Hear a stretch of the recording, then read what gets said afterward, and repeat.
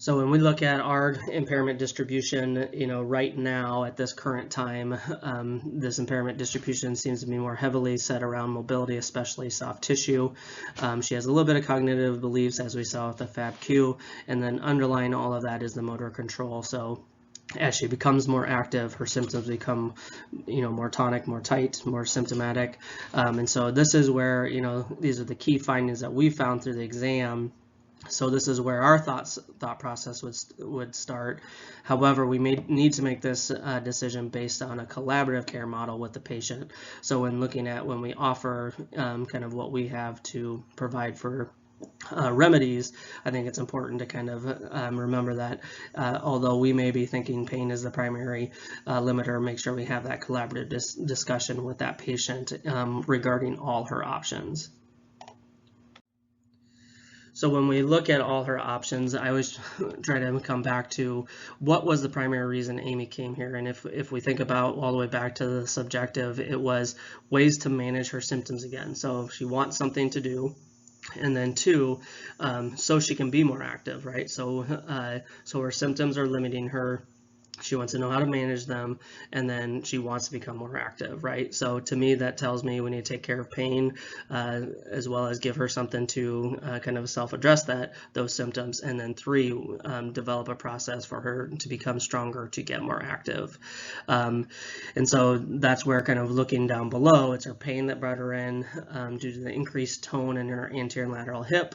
This is shown with her prone knee flexion and Thomas test, and I make sure that they understand that.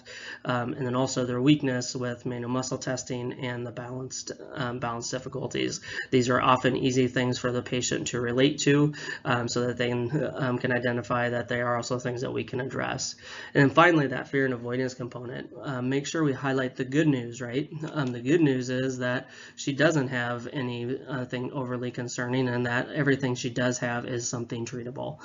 So I think it's always important to always highlight, the good news is you don't have X, Y, and Z. You don't have signs of the buttock. You don't have any lumbopelvic referral. You don't have any immediate surgical indications, which means that we just need to help your body kind of move in the right direction and start healing.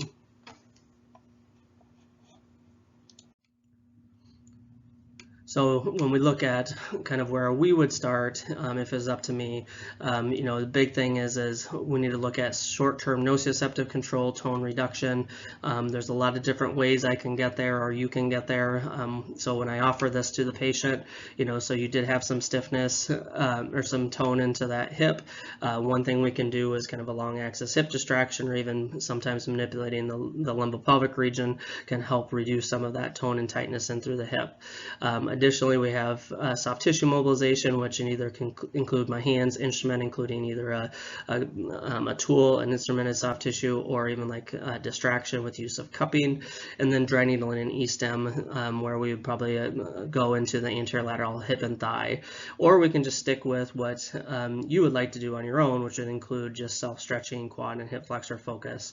So depending on how much you would like me to assist you in your recovery versus how much you can do on your own, will kind of help dictate how we kind of choose which interventions.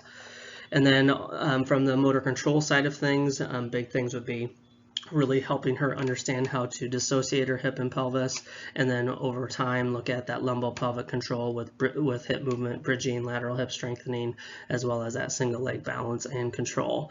And so offering these as the solution to her problem will then hopefully help her buy into kind of the collaborative treatment plan, identifying what she's willing to do, as well as how you can help her kind of achieve that ending goal. So I will often ask them where would they like to start, and so in this case, Amy says, well, one of my good friends recently had dry needling with great results.